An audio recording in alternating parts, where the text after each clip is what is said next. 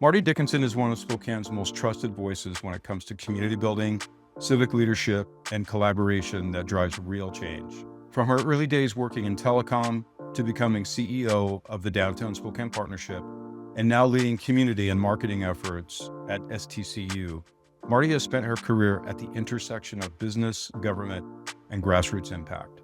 In this episode of Launchpad Innovators Podcast, Marty shares how her family's move from British Columbia to Spokane shaped her path, and also how she's remained focused on creating opportunities for others ever since. We talk about building coalitions, addressing complex issues like homelessness, supporting innovation through strategic partnerships, and the role women are playing in shaping Spokane's economic future. Her insights are a masterclass in leadership rooted in empathy, resilience, and results. This is the Launchpad Innovators Podcast. I'm Bill Kalivas, and this is my conversation with my dear friend, Marty Dickinson.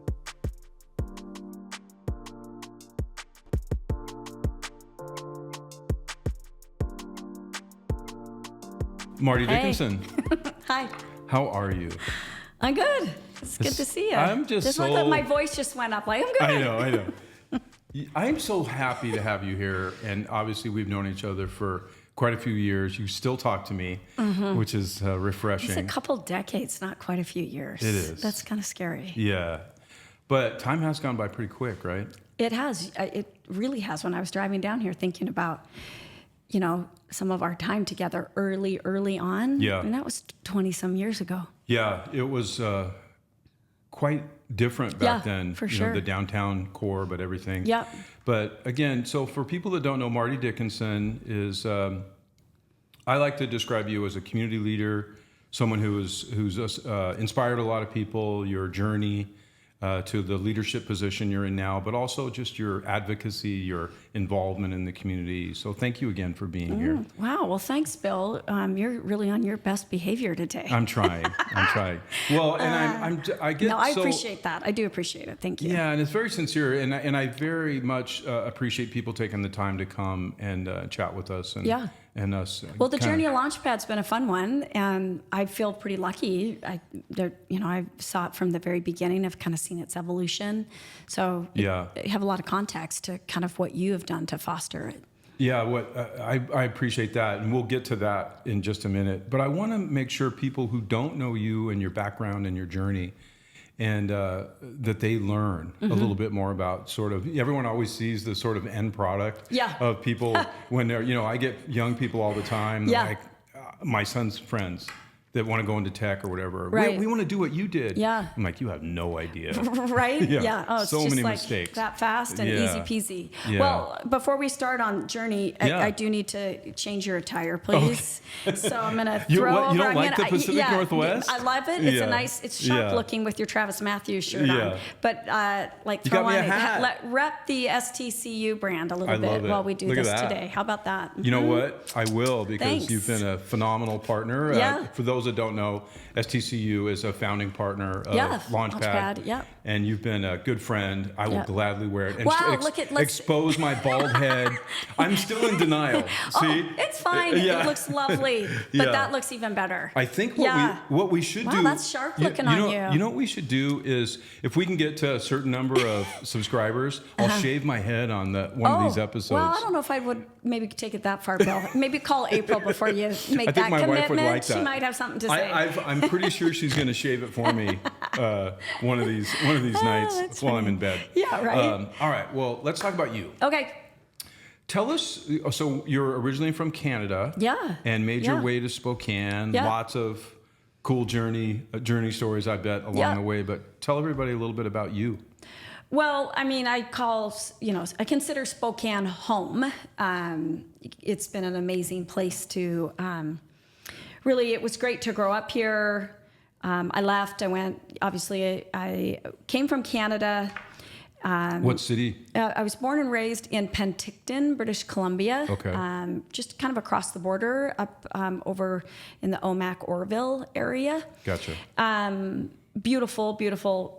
And space to be, but it's just my mom, my dad, and my sister Dana and I that live in the States. The rest of our family still all remains in Canada. Gotcha. So The four of us came, and I think it's kind of an interesting story that we really came to the States because my dad was in search of wanting my sister and I to pursue higher education, and that wasn't really something within our family and or in the area that we lived in British Columbia. But it was the foresight that he had when I was that young, that he knew he wanted his daughters to be able to go on. And it's a full circle moment that I'll share with you around that. But so we moved to the States.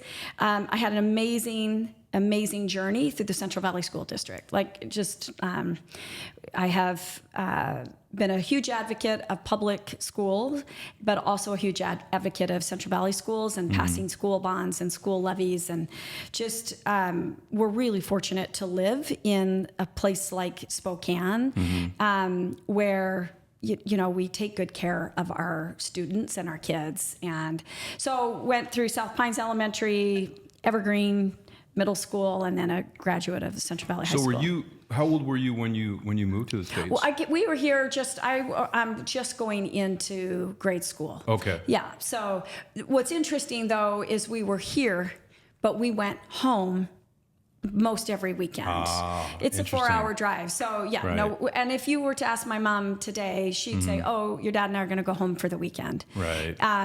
Although we've been here for a very long time, but home to my parents, you know, is there. Absolutely. So I was lucky enough then to go on from there, and I went to Washington State University.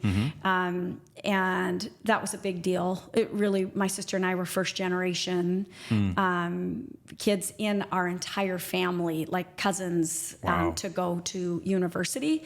So considered ourselves really, really fortunate. I went to WSU. I was able to graduate from WSU with a communications degree.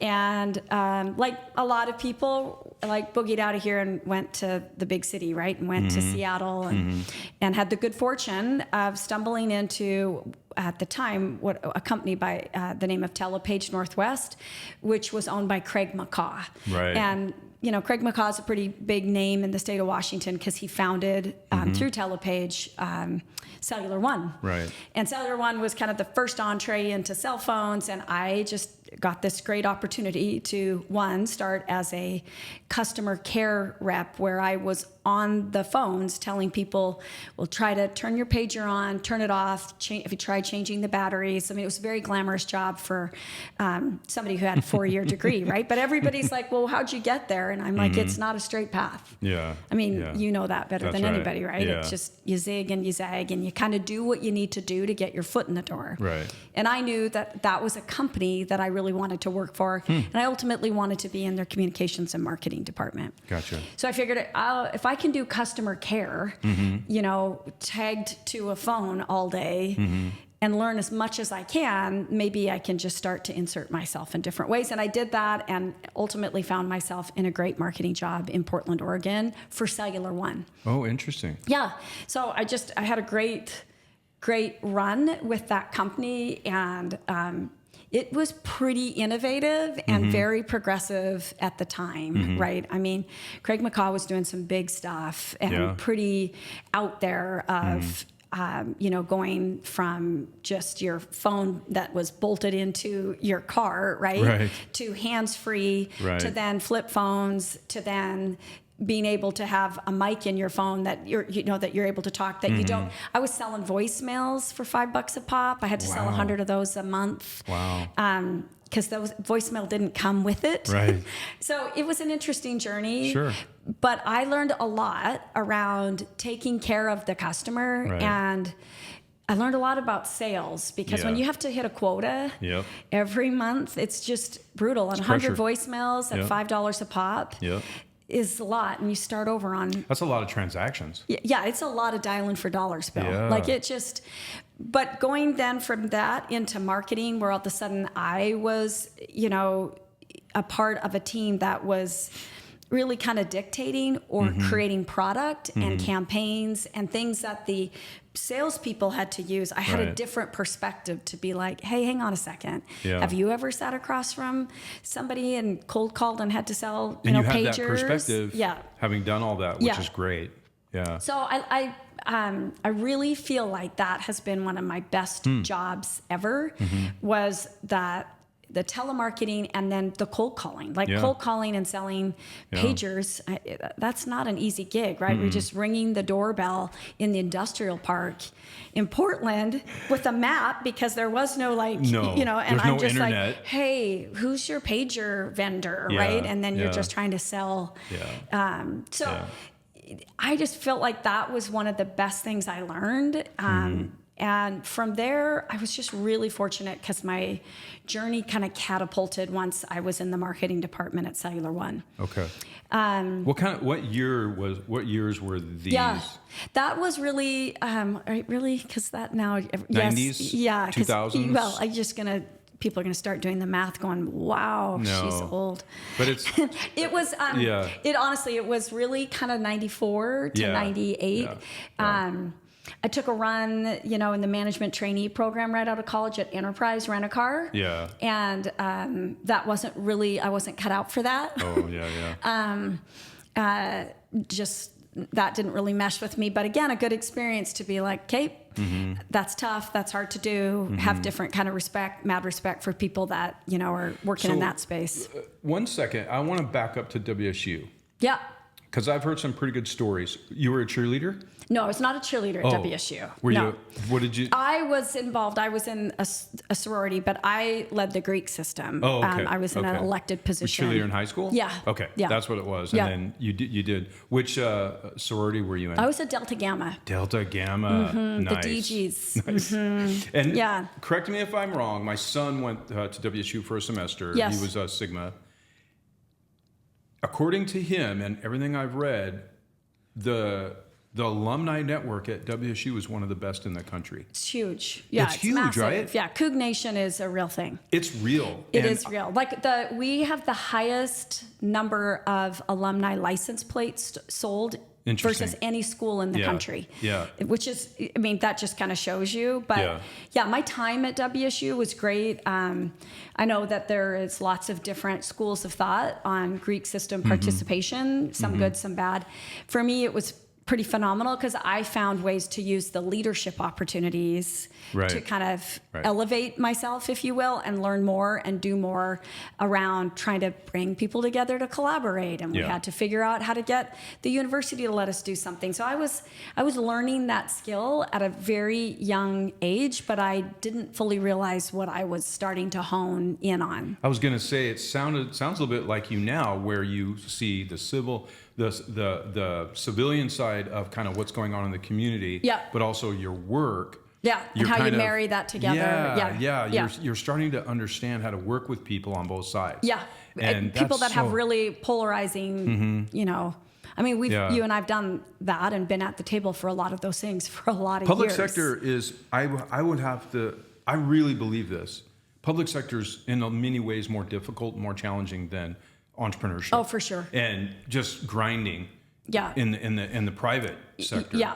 Well, I think from an entrepreneurial and that's you have a spirit of being in control of your destiny, just by the sheer nature of having the will and just the backbone to take the risk, right? When you get into that public sector or even kind of corporate America, your guardrails become far tighter. Right. And it's just a different kind of muscle that you have to exercise, where you have a little more free and will and autonomy, if you will, to kind of go your own path. That's right. But that comes with a whole lot of other stuff, right? That, you don't have the guardrails that sometimes you wish you did have. Right. But yeah, I fast forwarded out of Cellular One. I found my way to Spokane through a startup company by the name of XO Communications. Was Stu Stiles there then? I hired Stu Stiles as my VP of sales. That's awesome. Because at 29 years old, I became the general manager and president of XO Communication in the Spokane market. So wait a minute, you went from Cellular One running. Yes. Were you running marketing? I was, and then I came to XO to run marketing. Okay. And then through that process, I was elevated into, let's be clear, a position that was way over my skis. But I was like, I'll figure it out. And I was surrounded by some pretty amazing people who just lifted me up the reason I was elevated at that time was they needed somebody to figure out how to bring multiple teams together, collaborate. They didn't need someone to know the ins and outs of laying fiber. They needed someone to be able to kind of lead a group that was not cohesive. And so I was there. I mean, a fun fact is, of my 7 direct reports at Exo Communications, 5 had been in the industry longer than I had been alive. Wow. So that's a daunting thing. That's scary. Right? And if you're in that time period, which was really kind of, that was like around 2000, 2001. And you were 29? I was 29. Wow. And, you know, I'm trying to figure it out as I go. I have amazing people. I mean, to this day, I'm still very close to many of those people who were really phenomenal peer-to-peer mentors of mine, right? And so gracious with how they helped lift me up. A lot of people that you worked with too, that you knew. You bet. We kind of have ran in that same telecom circle for a while. But the part that I am just so, you know, appreciative of during that time was just really learning that you don't have to know everything, and learning how to delegate and defer to people who know more than you do. And that by doing that, it's not a sign of weakness. It actually makes you better at your job. And again, by 31, 32, I still was like, this is like a really fun ride. I'm so lucky. I hadn't really dialed in, Bill, to knowing that, well, I might be kind of good at this. But, you know, life kind of happens, and I had a great run there. I was just so fortunate and thankful for a lot of the people, as I said. And then, you know, had 3 kids in about 4 years, and life just kind of evolves again. And I remember thinking, I'm going to have to step away. And really nervous around, from a female perspective, of being able to kind of get to that kind of executive level at such a young age. I thought, how am I going to recreate that again when I decided I've got the capacity to do it again? But, you know, Spokane's been really good to me because I've had the opportunity then to come back in with the Chamber of Commerce and Rich Hadley at the time, and worked with Rich and, you know, the wonderful, great, fun, a lot of great stories around John Eliason, and the EDC there. We combined those 2 organizations, and in the midst of that, this truly once in a lifetime opportunity came available to go and be the CEO of the Downtown Spokane Partnership. And I just, you know, I loved this community. I had loved a lot of the things I've gotten to do, and I just jumped on it, and I was really, really lucky. I stepped in behind an amazing guy by the name of Mike Edwards, who left that shop as clean as a whistle. So I just had an amazing advantage to just ride in there. A few board members needed to be cleaned up a little bit. Here and there. But I just was so lucky to do that. What I was not quite prepared for, honestly, Bill, again, a little over my skis. So the theme here is that you just kind of tend to stretch and figure out as you go, right? That's a lesson I have learned of don't have what you don't know prohibit you from getting in there. And I just, over the years, kept getting more confidence of, I can figure this out. Do I know urban planning? No. But do I know the people that I need to maybe make that work? Yes. Am I confident in my ability to build relationships? Yeah. There's not much that you can't do if you don't build, if you're good at building relationships, right? Amen. And I mean, you've spent a career doing that too. I replaced a lack of talent with relationships. Honestly, I mean, that's entire career. I mean, me too, or just kind of sometimes a lack of just, you know, I'm not a whiz at certain things. I just am not, right? I've never pretended to be that. But I do know how to go find the right people to help me get it done. And I mean, that is about when, you know, when I was at the Chamber and EDC, that is when you and I kind of met, and you were really passionate about trying to kind of help downtown, help businesses, have people stay here, get good paying jobs in our community. And you had a real sense about you and a lot of energy, you and guys like Louis Rumpler. And I mean, there was just a lot of energy and activity. And so being able to kind of marry up to your energy and your vision with then this amazing downtown core that we were in the throes of building. Yeah. And then, if you recall, we married and pulled in that other guy, the hairy guy. And kind of being able to wrap the tourism and kind of the branding of our community around that. I think we latched onto something pretty special there for a period of time. And I was not prepared for how quasi-public official the job of running the DSP was. Right. I mean, it was almost like you're a mini mayor of a city inside of a city. And it certainly was that for me when I was running the, safety, the cleanliness, the branding, the business improvement district. I mean, there were a lot of pieces. Things have evolved since then, but at the time, we had a lot of control over what was occurring in this 18-block radius, including, the advocacy and the build-out of what is now Kendall Yards. And I had to bridge that private sector and kind of entrepreneurial vision of the Walt Worthys and the Marshall Cheserones and the Jim Franks, with then that of what the master plan looked like for the downtown, and then pull in the city or the county to be wanting to be partners in that. And, as well as I do, there's a lot of complexity to that. A lot of personalities that were difficult at times to get to be on the same page. Oh, totally. There was always funding. Funding was always an issue. It was quite the time. I loved my time on the DSP from the time I was with Mike Edwards and got to meet everybody who were, the developers, the support, the community that supported people development. on that board were all in on downtown, 100%, right? 100%. And it was such a different time. It was kind of a building period. It was all the, what was it, like $2 billion in projects? I remember that number. $2.4 billion. And that was the Davenport. We were getting a new convention center. You and I had this idea of, hey, we should cook up this thing. And now that the university district and people like Tom Reese and Kim Perriman-Gilman had worked hard on identifying and building that master plan out, we came along and we're like, well, let's put something behind it. And, we're able to create the university district board of directors and the PDA around that. And there's just a lot of really cool stuff happening. You're giving me a little too much credit for the strategic part of it. I would say good. You gave a lot of energy to it, Mark. You used me like a pawn masterfully. Well, that's part of the deal. And kind of led me down. But why don't you stay another term as chair of we'd like ventures? to just, I'm going to shut it down and give it over to this person. Now here's your plaque and go have fun. Well, that's part of the gift, Bill. That's part of the gift. Anyway,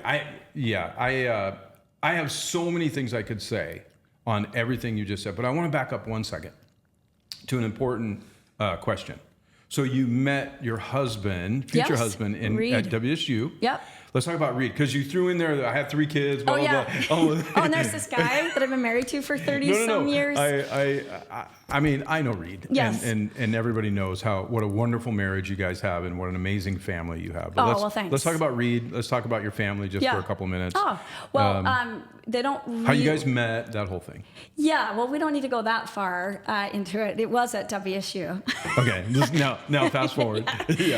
There's a few out there that'll be like, oh, Marty, why don't you just tell the story? But no, Reed and I met in college. He graduated in the School of Construction Management at WSU. I know you would agree, but you don't meet Reed Dickinson and not kind of go, wow, he's a really stand-up guy. So freaking cool. Yeah, he's just a good, love Reed. soft-spoken, steady. What you see is what you get. Totally. And if for those listening or watching, it's good to have that counterbalance in my world, of somebody that can just bring the blood pressure down a titch after I've kind of been rolling. So I remember I didn't really know Reed that well, and I'd maybe talked to him 3 times. And we were at a little function, all the networking events we went to over the years, and had a couple cocktails. And I went up to him and I go, just level with me, dude. What's it like to be married to Marty? And he goes, exhausting. It is exhausting. It was exhausting. And in a good way. He's built his tolerance, though. It's really helpful. I knew what he meant, because he meant it in a good way. You got to keep up with her, man. She's on a bazillion boards. Moving things. he's a builder. Like Yeah. when I say builder, he is a builder of meaningful. Yeah. He's a quiet builder, so he builds relationships with people Yep. that matter. Yeah. He doesn't have to be the loudest person in the room, and when he does speak, you tend to just kind of zip it and listen. So really thankful and grateful for Reed, because he's been along this ride and has just been my biggest fan. Yeah. And Yeah. super gracious to just give me the space constantly to be Yeah. like, hey, I've got this other idea. I'm going to do this now, and I'm going to do that. And he's just like, And no all right, ego, let's roll. like, hey, why how come the Yeah. light's not shining on me? Yes. And Yeah. I love that. Yeah. And I respect that so much. Yeah. Well, he's done his own stuff. Yeah. And he helped build a company by the name of Inland Construction and Development. And Reed has done some amazing stuff Yeah. there. He's built Yeah. thousands and thousands of, affordable and mid-size apartments and mixed-use housing across the United States. It's not Wow. Spokane, right? Yeah, It's Colorado, it's Texas, it's wherever you can think. And that's been a really successful journey. Yeah. And he's just recently retired. Yeah. So he had a great run, and Yeah. we were really, really fortunate to work with people like Darren Davidson and several others there at Inland. So Yeah. yeah. And so you have 3 kids. What are their ages? Yeah, I have Kylie. I'm not great at ages, Bill. Oh, it's okay. And Ballpark. numbers. Like they'll watch us and be like, "Oh my gosh, Can you at least Mom." tell us what city they're in? So Kylie is 27, and she lives in Denver, Colorado. And she's wonderful. She graduated from the University of Denver with her master's in international policy and foreign affairs. And Blake is my son. He's in the middle, and Blake is going to be 26 here next week. I don't know how that's possible. Yeah. And Blake graduated from Grand Canyon University and then Arizona State University with his master's in organizational leadership and digital marketing. And he's one of those guys that actually does digital marketing. Like, I'm like, you're going to get a digital marketing degree? What are you going to do with that, Blake? Yeah. He actually got a digital marketing job with that. That's awesome. He works out of Phoenix, and my youngest daughter, Ellie, is 22, and she is a project engineer. She graduated from the University of Arizona with her engineering degree, and she is on a huge job that she's building. That's about a 5-year journey for her in Dallas, Texas. Nice. So everybody's kind of spread out right now. And everyone has a degree. Yep. Went on to higher education, Yep. to get their higher education. Yep. Which is phenomenal. Grandma and Grandpa must be so happy about that. Yeah, I mean, that's kind of the full circle thing. I've had the most amazing opportunity to do a lot with Washington State University through my career. And it's funny how things find their way. When I was at the DSP and we were working on the thing called the U District, there was this concept that maybe we should Washington State University should build its own medical school. Yep. And I began a journey that took 10 years to lead an effort to build our own medical school in Spokane, Washington on behalf of Washington State. And it was a journey, man. It's talk huge. about pushback. Oh my goodness. I remember those conversations early on and doing an event with Rich and you that we did in Spokane, and we brought in this global blogger named Luke Timmerman from Xconomy. He was our special guest. Sean Owsley interviewed him from KHQ.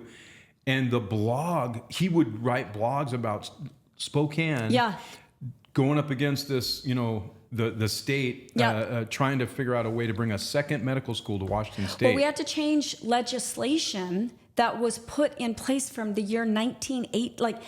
It was insane. It was in the early 1900s that they put legislation in place that stated that the University of Washington was the only institution that could teach medicine. Right. And no disrespect to the UW, they are phenomenal. Sure. They have led this effort around medicine. I mean, they are amazing. What WSU was needing and wanting to do was, how do we produce more doctors? Right. Because this state is in dire need of more doctors. Well, the country is in dire need of more doctors. And WSU really wanted to double down in more doctors that have a rural focus. Right. And so through that journey, Bill, I was just so lucky to know Elson Floyd. Right. I got to work with Lisa Brown at that point, who was the chancellor at WSU. And then through that effort and all of the, again, collaborating, bringing parties together, trying to figure out how are we going to do this, having the tenacity to stay with it, the governor ended up appointing me to be a regent for Washington State University. And there's 9 of us in the state. And who was the governor at the time? That was Governor Inslee. Inslee. Yeah. Okay. And so I have served as one of 9 people that govern over the university. And I've done that. I'm on my 2nd term, which there's 6-year terms. Okay. And it was a pretty pinnacle moment for me when I became the chairman of the board for Washington State University, and had my folks come down for that to come and participate in a meeting that I was overseeing. And it's been it was an interesting ride, right? I was the chair of the board during COVID. I was the chair of the board in the implosion of the Pac-12 when that happened. The head coach. There was just so many things that I again was a little over my skis. But you learn as you go. And it has been amazing. You're such an entrepreneur when it comes to organizations.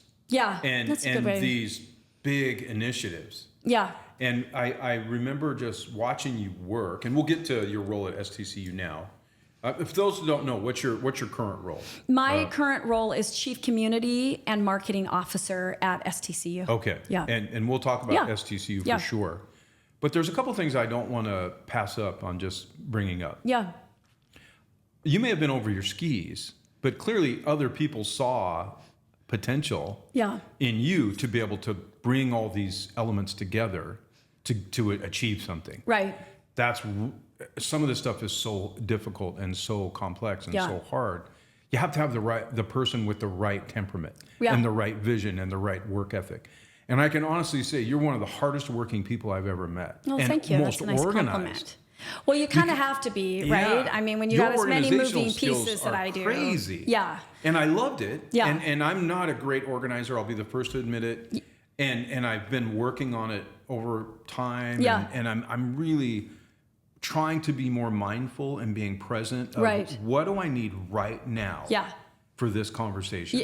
And how do I be in it right at this moment? Exactly. And I had it tattooed on my arm in Greek, nice. Along with my oldest son. Really? Be present. It means be present. Nice. I like that. It's so important because I've seen people like you and others I admire that are very successful could somehow be present in the moment and understand all of the resources needed to get things done. And we're meticulous and getting all those resources to work together. And I think that's your superpower. Correct me if I'm wrong. I think now at 55 years old and kind of on the other side of, the climb, if you will, I have gotten to a place that I am comfortable in my own kind of skin to say, I'm good at that. Like I'm good at knowing how to take on complex things and break it down to make it simple. And what my greatest kind of, where my cup gets filled is galvanizing people to want to be a part of that then. That's how I get kind of fueled. Because I don't ever, honestly, Bill, I know that spoke is the finance piece of it, or this piece is the fundraising piece, or this piece is the compliance piece. And I know I need to know enough about each one of those. But I tend to then tap into those relationships that I've held dear for 30 years that I work hard at because they fill my cup. But that I go back to them to say, I need your help here on this.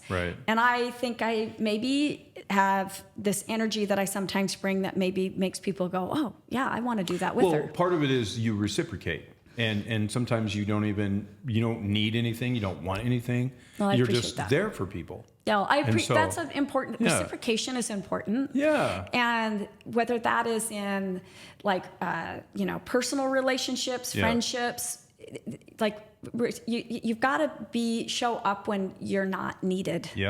And when you don't need something. And so whether that, I've taken that on with me as kind of a coat of armor of show up and be there just because it actually is something you want to do, not because you're hoping that you're going to get something from that. And I think that comes across in a genuine way. And because that's the other trick. A lot of people how to be will authentic. Do something. If you're authentic and you're helping someone who needs something, you're not expecting them to help you. And when I say reciprocate, I mean voluntarily. Yeah. Not like because it's expected. Yeah. What's like the transaction going to be between you and I, right? Yeah. But what I have loved about Spokane, North Idaho, even now I'm really learning a lot about North Idaho, learning a lot about the Tri-Cities, which is really fun for me to kind of expand a little bit, is that when you build good rapport and good relationships with somebody, you know, and I happen to sit in a role now where I'm one of the largest funders of most everything in this region. Yeah. I mean, STCU is probably one of the top It's on three a lot of, all the time. It's on right? a lot of buildings. It's on a lot of doors. We're holding up hundreds and hundreds That's of right. nonprofits. We're showing up for wildfires, you name it, as we should. But what I have found that has been a gift in my 6 years at STCU is that it's still not transactional. So even if someone is coming to me, I mean, you, for example, of like, can we talk Launchpad? It is not transactional. It's not like, Marty, I need you for something. It's like, hey, can we talk about this? This is my idea. And it becomes a partnership where it's not me feeling like, okay, yet again, someone's coming and needing something from me. Right. Because it's been two-way that way for a long, long time for a lot of people in this community. So I'm always really appreciative of that reciprocity that goes on either side of it. And I think our community actually, there's a large group of us that have grown up together in this space, you included, that reciprocity has actually been something at the core of what all matters to us. Yeah, it seems natural. If you or Harry or so many other people Tom needed... Quigley's, the Jack called me at 2 a.m. Pete Stanton's. There's people that, you know, ride or die kind of thing. Call me at 2, 3 in the morning. I'm there. Well, for sure. Tell me what you need. I know. It has nothing to do with, hey, I need a sponsorship. I need something like that. 100%, Bill. It's like, I'm there. You need a tow because you and Reed got drunk on Deer Lake and don't know how to operate your boat. Or we're just, maybe the boat's just down. Or, you know, the first person I'm calling when I see a fire is you, right? Like, and that you picked up. That was crazy. It was crazy. But I mean, I was just fully panicked. I know. You know. And you offered that we could come stay at your place. Yeah, I know. Reed's like, just pump the brakes, Marty. we don't have enough Eagle Rare for Bill. But okay, so we have a little bit of time left. There's 2 things I want to make sure we talk about. I want to talk about downtown today. So tough subject. Very tough. Because you and I are very passionate about downtown. I think I was on the DSP board for maybe 10 years with Mike and you.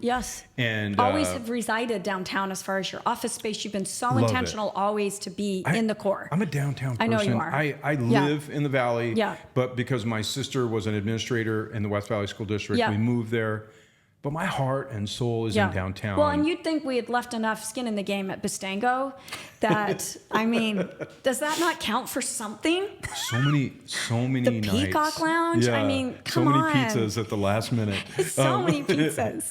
Well, I believe I love the density of all these options and running into people. In the wintertime, running through the Skywalk. We don't have to talk about all the reasons why being a part of a downtown is great. I want to get your perspective on where downtown is today. And your thoughts about maybe some things that could be improved upon without, you know, getting too detailed, but just share some of your initial thoughts about what's going on. Well, I mean, Bill, I think if truly, all kidding aside, there were hours that we would spend, you know, having a beer somewhere going, okay, if we could just get this whole thing on the North Bank kind of handled, wouldn't it be amazing if, and then if we could get this U District thing, and could you imagine if we could, you know, get this medical school, and then who would have ever thought that UW would join us over there, and Gonzaga would expand over there, and so, you know, and condos downtown. I mean, we were working with a brand new convention center, a beautiful hotel called the Davenport. We then got the tower. We then got the Grand. And we were just, you know, so thankful for River Park Square. And we should always be thankful for River Park Square. Retail matters in your downtown core. And the park. Well, and the park, and you know, and just the investment that has been made. So fast forward, I mean, many people have done it, right? I mean, we have on the North Bank a brand new stadium, an indoor track called the Podium. We have Kendall Yards, right? We have not one medical school, but two on the other side of us here. And some killer breweries. Some seriously killer breweries. Great breweries. This amazing health district that sits on the other side. So we have it, Bill. And so I am really, incredibly proud of the countless people that helped make all that happen. I feel really fortunate that I got to sit and be a board member of the Public Facilities District for 10 years and was a part of being able to get the podium built, the stadium built, ensure that the arena and the convention center. Do you know how lucky we are to have a performing arts center, a convention center? I mean, it's crazy for our city of our size. We are out punching our weight. Absolutely. So we've kind of get all the pieces in place, and then this crazy kind of phenomenon is occurring right now that we all know is the elephant in the room, which is we have a staggeringly challenging homeless population. Right. And I don't believe it is that the number of homeless people is not something we can't solve for. I'm confident, and I really believe we can find a way to help, whether it's 500 or 1,000 people, a better path than our sidewalks or underneath our railroad tracks. Or, I mean, we have a responsibility to figure out how we solve for this, and it is going to require some really difficult things. And there are countless people trying to do heavy lifts where I think this is where I choose to not and be very careful in my words is I don't want to throw stones because I've sat in that glass house before. Oh, yeah. There are countless people trying different things. Right. Where Spokane sometimes can falter is the coordination and collaboration of resources, and we get in the way of one another for the sake of sometimes stuff that just doesn't matter in the long run. Right. And I do think we could be doing a better job of trying to figure out how we bring our municipality, like the city of Spokane, and this amazing group of businesses with SBA to come together. It's not for a lack of trying. And both sides thinking they might have the answer, but we gotta cross the river together here because this ain't working. It's not working. Yeah, and we cannot let this issue be the defining thing of Spokane, Washington, when for 3 decades, we have worked so hard to build what we have built. We are sitting on a beautiful opportunity here. You don't get a river, a park, all these entertainment venues, the Fox Theater, the MAC, a medical school times 2. I mean, you just, it's what we have here is far too precious to not figure out how we move forward. I don't have the golden key on that. Sure. But I never did on any of these things. It just requires really hard stuff. And it does, you need people to cross the river together. So I agree with you 100%. And I also respect how you're framing it because it's not easy and we all want to be careful. And there's not a person there, like from the DSP to the city to the SBA, it's not like people are just sitting here going, Everybody is wringing their hands around it. And everyone, I believe, true to their heart, thinks that they have what's best for the city and what's best for the people, the unhoused, the homeless, whatever you want to call. These people need help. Absolutely. And there is I think we have a lot. I mean, I had the opportunity to lead the mayor's housing and homeless task force as she was stepping into her role. And I mean, I was working with 30 nonprofits that all do something to serve that population. Right. And it is very admirable and honorable. Yeah. But everybody's doing their own independent thing. Yeah. Some are better than others and kind of crossover. Right. But there's a fine line, Bill, and I'm going to say it because, and it'll be controversial, but there's a fine line of don't be too attractive to homeless populations that are not necessarily Spokane's. You don't want to create a destination for people to come because we are meeting the needs and doing so many things here, right? Right. or perhaps in some people's eyes doing so many things wrong, Right. that we're creating a hub of activity that is not beneficial to the overall health of this community and this Right. region. Yeah. So this is the fine line, right? Of how do we take care of those that are here in a really humane and appropriate way that is respectful and with dignity, and get them what they need. And the reality is there's some that can absolutely find awesome pathways, and I think we have the right resources for that. There's a hard conversation to be had around those that actually Right. are not going to be able to find their way by themselves. And Right. we have to find the right, safe way that we Right. manage and navigate that. Yeah. It's not that Spokane is the only city dealing Right. with this, Right. but Right. we're dealing with it at a pretty hefty rate in Yeah. comparison to peer-sized cities. Yeah, and I'm seeing what's going on in Seattle, Portland. I spent a lot of time in San Francisco over the last 20 years. Yeah. It's evolved. Yes. And to your point, I think there are plenty of organizations. Yeah, we don't need A any lot more. of We need no more. organizations. As somebody who funds them, Yeah. no more nonprofits, Yeah. right? No more Yeah. cooking up another entity that Yeah. needs resources Yeah. to then do what is admirable. I'm not saying it's Yeah. not a good thing. Yeah. It's we just don't need any more dollars spent on this. We've got to kind of come together. Well, and to your point, I think the conversation has to change. Like, and you're really good at bringing people together. Has anyone approached you about getting involved? I know many people have approached you about running for office. Yeah. Over the years. What are your thoughts from a Marty perspective, getting involved in this issue, but also maybe looking at running for office? Well, on the downtown and the homeless issue, I have been careful to not ride in and be that person.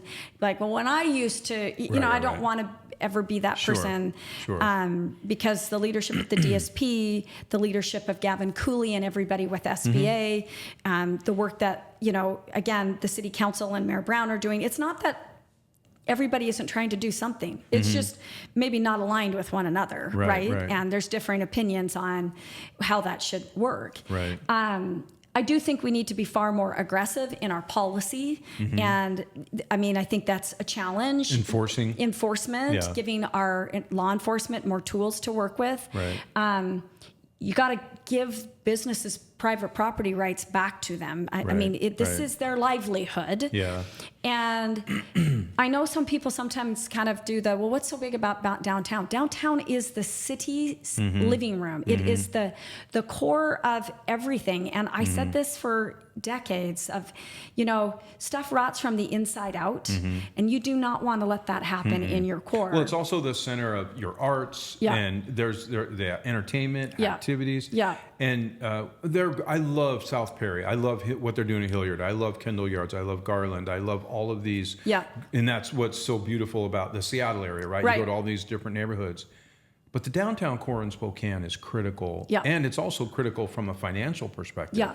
That these businesses thrive. And flourish. And have tax revenue that feed the city. We can't ignore that. No. And you're right about making sure the business owners are seen and heard. Just as much as people who are, the homeless and unhoused. And whether it's mental illness or not, or drugs or not, or it's just a matter of they just need a home. Right. Everyone deserves help. Everyone deserves support. And like you said, there's identifying tons of those pathways, right? What are those pathways? And I think there's lots of ways to get there. Yeah. But it's complex. It is complex. I'm troubled by. So to answer your question, yes, the answer is yes. Both myself and STCU have been asked. We are, I supported the mayor's task force and participated in that to better educate myself on all of the different groups doing the amazing work they do to help the various populations that are struggling. Yeah. I try to understand the business side of it and that perspective. Right. And those are very valid concerns that they are 100% appropriate in what their concerns are. And then, trying to figure out, okay, where do I land in that space? And honestly, right now, I don't know. I have spent the last 10 years standing up what I believe to be really important, which was the medical school and rural health and bringing more higher ed into Spokane, because you get research dollars and you drive, a lot of the work that you're talking to people about. Yeah. So I kind of pivoted, if you will. 20 years in doing the DSP downtown stuff was a lot. I used up a lot of political chits, if I'm being honest, because a lot of people were really good to me. And I needed a space, and I think the downtown needed space from me, because they were kind of copacetic, like they were one of the same for a long time, right? So I have tried to offer and be appropriate in kind of my thoughts, but not the one saying, well, this used to work, because I understand things have evolved. But the secret sauce that I continue to think maybe that Gavin Cooley and many others are trying to really demonstrate is, okay, we got to find a happy medium here. That's right. And you I and pray I that know we do. Gavin, and I have a ton of respect for Gavin. I think I have a ton of respect for what SBA is trying to do. I respect Lisa. I respect Mayor Brown. She was great to me. Supported me. She's running a corporation, right? And the homeless piece is one component to what she's got on her plate. And if people think that's easy, they're nuts. And I respect what you're saying too, because I kind of got off every board except for Eastern's CSTEM advisory board. And then now I'm on SAFE, the Spokane Alliance for Fentanyl Education. Oh, well, that's a big deal, because that's driving some of our what we're seeing in our community. So, I political office, I certainly have looked at it a lot. I have taken myself and Reed and my kids have looked at a lot of different opportunities over the years. Where I have always landed, Bill, is I tend to feel like I can be more effective and more influential, kind of in a non-elected position, where I can help, whether it's, Mayor Brown or, Congressman Baumgardner or Senator Billig or Rich Helly, right? Like, I like being able to be in a space where I maybe don't get put in a box with a letter behind my name. Because I think I can tend to influence and maybe impact change differently. I think I agree with you in that you can help navigate different types of situations. And you, like we were remember early on, we were talking about public sector versus private sector. That flexibility you have in the private sector. If there's much more risk. You don't have the guardrails. You don't have that safety net. But you also don't have the flexibility. And so I think that's great. I love that you're doing that. I have faith in a lot of the people that are currently working on this problem. We will find a way to resolve it. We have to. We have far too much investment.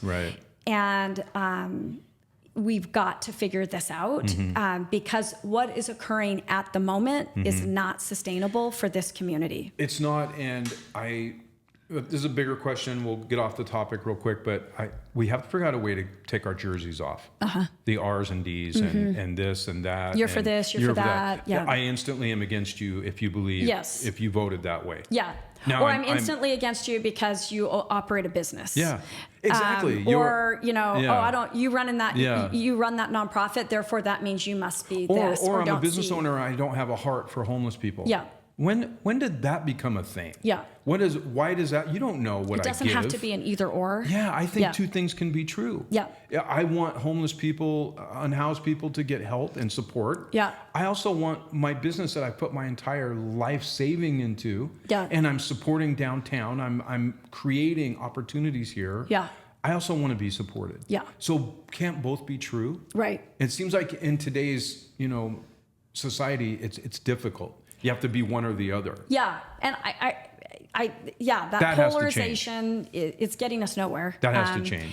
And Spokane has been given lots of mountains to climb and have proven time and time again when they come together, we can do kind of the impossible, whether it's Expo, whether it's, the stuff that we did with the medical school. I mean, we figure it out, right?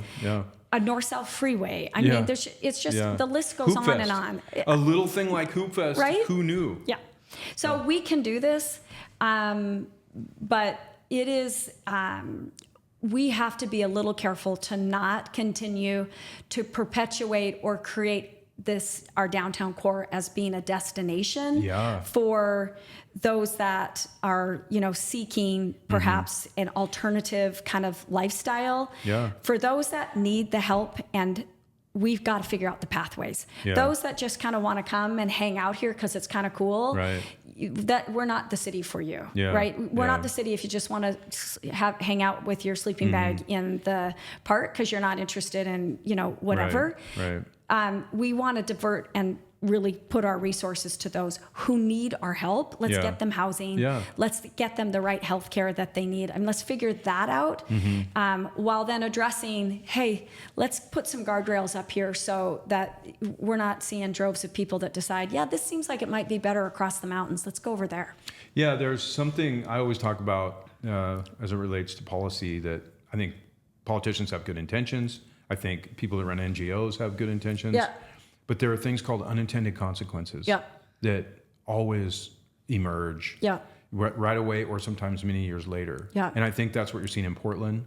Yeah. That's what you're seeing in Seattle. It's what you're seeing in San Francisco. Many of these cities have looked at all these policies Yeah. that were approved and run for many, many years. And all of a sudden, all these unintended consequences started to, Kinda materialize, unravel. and people were losing seats, people were losing elections, Yeah. and all of a sudden, you're unraveling, and you're like, wait a And minute, it's really time hard out. to kind of get your arms back pulled around it, right? It is, and it's these jerseys that I want to remove and get people to the table, Yeah. and just say we can't do this anymore. We have to figure that part out, Yeah. and that's what I respect about you. Is you were able to pull so many people together in so many different projects, and that's not easy. No. And it wasn't like a political thing, but it was also everybody wanted their own win. Oh, for sure. In that Yeah. this project, I have to Yeah, have how a do you win. give everybody a fish in the pot, right? Yeah. And I think it does come down to, Bill, you know what? We want you in our community. Mm-hmm. And if you're in our community and you need some additional assistance or help or housing, then we're going to figure that out with you. But if you're wanting to be in our community and use our sidewalks as a space to just freely do as you do, we have kind of rules of engagement that Yeah. family plays by. Yeah. And so there's just, this is our fabric that we're all trying to kind of live within.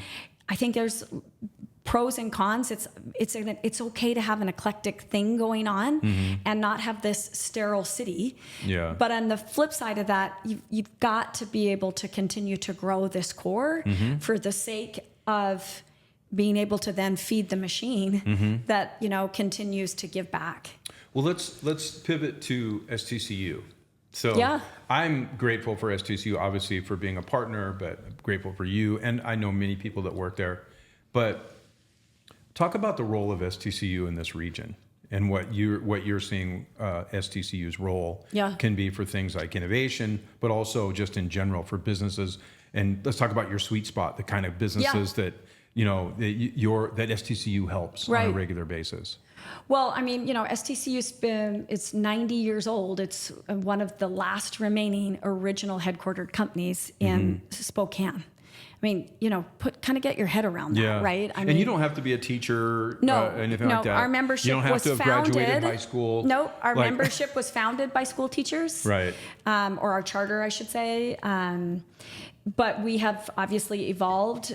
We have a large suite of services that we do everything from, home lending to investment services to auto lending to retail to small business banking to very complex commercial banking of whether that's, we do ag lending, we do interesting, innovative lending, like with a recent company we just brought on by the name of BioGrow out of Tri-Cities.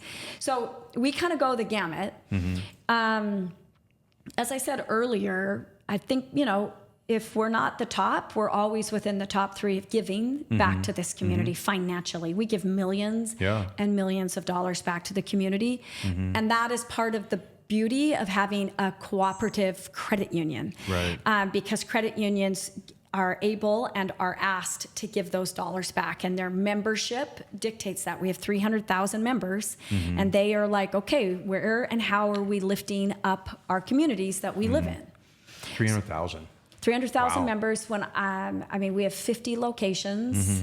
Mm-hmm. We're in 3 states now. We're in Washington, Idaho, and just went into Eastern Oregon. Mm-hmm. And we're just over $6 billion in assets. So it's a big deal. Yeah, And yeah. we have 1,000 employees. Yeah. So we're pretty, we are a big one here in Mm-hmm. our region. And we carry that weight with care, and we take it really seriously of what our role is in being at the table, whether it's through time, treasure, or talent. So whether we're sitting at the table with Launchpad talking about innovation, whether we are sitting at the table talking about homelessness, maybe we might be talking about, how do we help the airport expand? Right. What does higher ed need from us? We have a responsibility to be at the table. Yeah. Yeah, you're definitely involved in so many great projects. I see the logo on so many things. There's not much we're not touching. Yeah, I think that's amazing. And again, I appreciate you right away saying, yeah, let's meet, when Alan and I talked about bringing Launchpad back.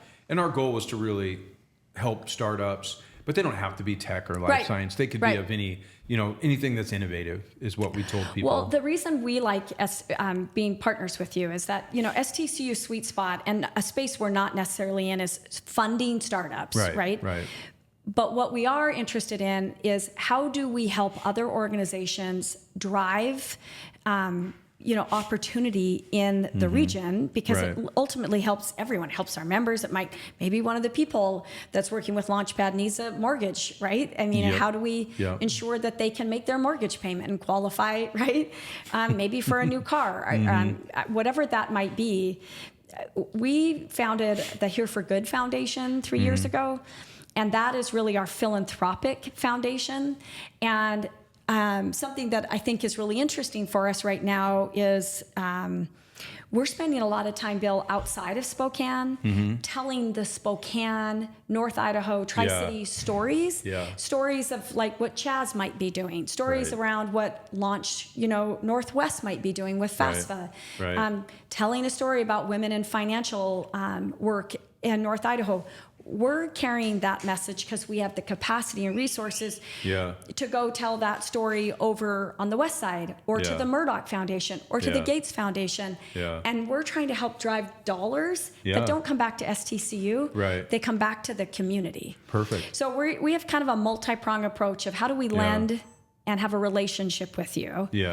How do we give just straight dollars to lift up nonprofits and sponsorship of things? And then how do we go find new people, new organizations, and new money to see kind of what the special sauce is about our communities and the amazing work we have going on over here. So it's a multi-pronged thing. Yeah, it's wonderful. And lastly, you've had a leadership change at the top. You want to talk about that for a second? Well, we have our new CEO was announced just a couple weeks ago. Her name's Lindsay Myrie. Lindsay has been at STCU for 25 years. She started out in the accounting department and has worked her way up the channels. And she's very much a mastermind behind the architect of our culture at STCU. She's one of the smartest people I've really, truly ever worked with. Her capacity to understand a lot of things and hold on to that is really interesting. Her curiosity and her ability to shift and be present all the time is unique, I think. But, fun fact, she's born and raised in Colville, Washington. Colville just had her on the front page of their paper. They're pretty proud of one of their own, running a $6 billion institution. Amazing. And I love that, for Spokane, we just continue to lead the charge and lead in different ways, but we have some really powerhouse, amazing women in some pretty executive C-suite level jobs here in our community. I was just thinking about when I moved back here in 99, and in 2000 I joined DSP board, I joined the Workforce Development Council, I joined EDC board. I was on all these boards, and it was run by men. Primarily. For sure. I was one of the very few females when I was at the DSP. And talk about today. It's awesome. The majority of the economic development agencies and organizations are run by women, but there's a different feel, though. There's a feel of collaboration. There's a feel of let's work together. This is not me and my organization, no zero-sum game mentality. I don't need credit for everything. And I had a little bit of that too when I was running Connect Northwest. I was kind of like, well, I gotta make sure we get funding, and we gotta get credit for these here. And I admit it. I had a little bit of ego where I wanted to get credit for, and I don't see that with you. I don't see that with so many people. People like Harry. Harry didn't have that big ego, right? And I think it's refreshing. Yeah. And whether it's women or just leaders in general, just modeling the right behavior. Yes. Yeah. And it's refreshing. Yeah, for sure. But it is interesting that there's so many women running these agencies. Yeah, there's a lot. Right? I mean, there is. And a couple of pretty big organizations, which I'm really proud of our community for just continuing to evolve in lots of different ways, right? Yeah. So I think, I think people will agree with me. You were one of the pioneers in being a leader at the DSP, the chamber. Well, I was lucky because I had that core group. I had a core group of women that were pretty phenomenal who all thought super different. Let me guess. Kim Perman-Gilman. Yep. Well, Judy our little Cole. core was Kim Zentz. Judy Cole. Yep. Teresa Sanders. Lisa Brown at the time. Sheila Collins. Yeah. A gal named Colleen Kerr. Yeah. The beauty of that was everybody thought very, very differently. Right. We came from some serious different perspectives. Right. But as a young professional, to have my ability to tap into Kim and the rest of them, it was pretty lucky. I mean, I had a wealth of people to be like, don't step in it there, navigate, you got to get around this way over here.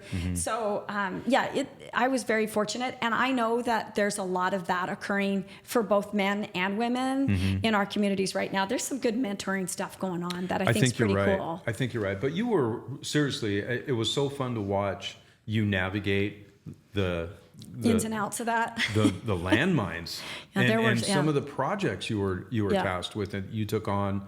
Whether you say you were over your skis or not, we couldn't tell because you did such a good job of staying calm and just managing stuff and just managing the situations. Yeah. And it was, and you don't have to, I won't go on too much longer. I could go on. Yeah, you're being really nice to me. There's so many things you're not saying. That's God. It just... But I really do appreciate you. Thank you. And I appreciate what you've done for the community, and just being a friend to your core. Thanks, Bill. That's so nice. You're good for this community. You really are. And whether it's a young girl or someone who wants to be a leader, they should really look at the model that you've created of just being good to people and just really caring about the community and bringing people together. Yeah. And succeeding. And I'm appreciative. Well, I appreciate that. I think it's important from the message, and you've been there, Bill, and you continue to be there, but a little bit of luck. But there's a lot of, you got to sit in it and grind. You just, there wasn't ever a start and an end to these projects. Did you ever coog anything? Oh my gosh, I did. There's so many things. I mean, I just have stepped in it so many times. But it is where I think there's just a little bit of a generational transfer of knowledge that still needs to happen, is that when you get asked to sit on a board, you do more than sit. Yeah. And you have to lift heavy stuff, and you got to do hard things, and you've got to have tough conversations or whatever it is, right? And then you got to stick it out. Yeah. If you're going in because you want that on your resume, that just probably is going to be short-lived for you, right?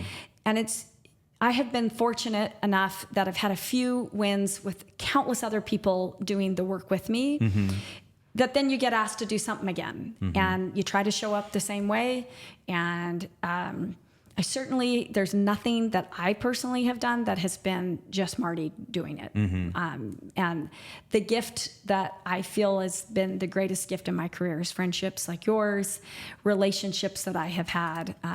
I kind of pinch myself sometimes and think, how lucky am I to look around and kind of say, wow, I got to do this with all these amazing people. And all your limbs are still on. Right? And you got kind of just a little mangled here and there. You look great, and But it's time to kind of shift. Awesome. You got I like Launchpad. I like what you're trying to do here, Bill, because, you know, I'm an old voice on this stuff, and it is somebody else's turn. Yeah. And I do try to figure out how to step sideways, not out, just sideways, to give room to people. And enable. Yeah. Like, I'm kind of looking for some people to come in and kind of take over some of the stuff. Yeah, just step to the right a little bit, give the light up, and figure out how somebody else maybe wants to grab onto the baton. Yeah. Well, Marty, thank you so much. Yeah, thank you. It was great. Gosh, it was great to have you here. I don't know if we've ever been this nice to each other consecutively without a serious zinger or jab. Well, I think as I'm getting into my semi-retirement mode, I'm beginning to realize I don't know how much longer I have on this planet, so I want to make sure I leave on a good note. Your thing, right? On a good note. Well, I appreciate it. It's been heard, and I take the compliments to heart. So thank you. Well, you've been great for the community. So thank you again. Appreciate it, Bill. Appreciate it. Yeah. And see you around downtown. Yeah, soon. see you at Bistango. Yeah, exactly.